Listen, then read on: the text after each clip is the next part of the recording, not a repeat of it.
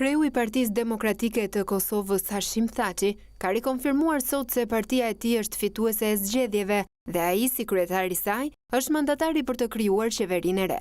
Në një postim në Facebook, Thaçi siguron qytetarët e Kosovës se misioni i ri i zhvillimit ekonomik të vendit do të fillojë sipas afateve kushtetuese.